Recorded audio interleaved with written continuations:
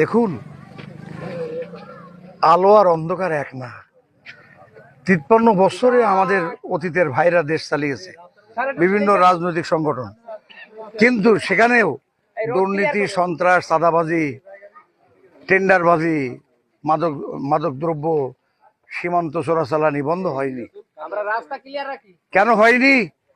যেই চরিত্রবান নেতৃত্ব এবং জনগোষ্ঠী আদর্শিক মানদণ্ডে গড়ে উঠলে একটা দেশ এবং জাতির চরিত্র পরিবর্তন হয়, সেই ম্যান পাওয়ার তাদের হাতে নেই। অতএব নতুন করে দাবি তো সবাই করে, কিন্তু আমাদের 5টা বছর দেন। আমাদের যারা অতীতে আমাদের বাংলাদেশ জামাত ইসলামী যারা এমপি হয়েছে, আমাদের 2 জন মন্ত্রী ছিলেন, একটা পয়সার দুর্নীতি আছে?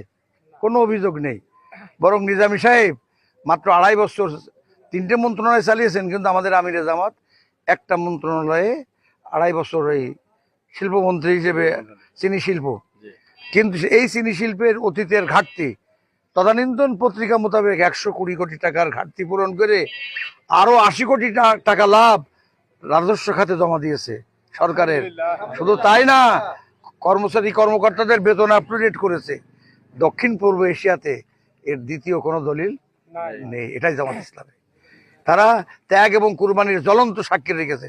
আর শেষ কথা একটা বলেই দিই, বলবো এটা মারাত্মক কথা। আমি সহ আমার জামাত ইসলামী, আমার আমিরে জামাত সহ আমরা সকলেই পকেটের পয়সা দিয়ে এই আন্দোলন, বুকের রক্ত দিয়ে, শহীদের রক্ত ভেদে, আমি 41টা মামলার আসামি। আমার এই আন্দোলন করতে গিয়ে অনেক ক্ষয়ক্ষতি হয়েছে, তা আমি বলিনি। হৃদয়ের চোখে অশ্রু ঝরে। 3 বছর বেতন দিল না, পরে আরো 3 বছর চাকরি ছিল, জুলুম অত্যাচারের পাল্লায় ভিড়ে চাকরি রিজাইন করলাম। এরকম অনেকের ত্যাগ কুরবানি আমার অনেক বেশি। বারবার একবার গ্রেপ্তারও তো হলাম, 1 বছরের অধিক জেল খাটলাম, 41টা মামলার আসামি। এখন যদি হঠাৎ করে এসে বলে যে আপনারা একদিন কনে ছিলেন, আরে বাব্বা, হ্যাঁ।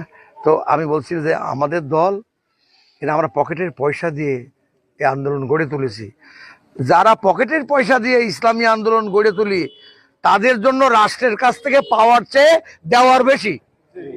এই জনশক্তি যা চাবে তার চেয়ে দেবে বেশি। আল্লাহ আমাদেরকে কবুল করুন। এজন্য দাঁড়িপাল্লায় ভোট দেবেন।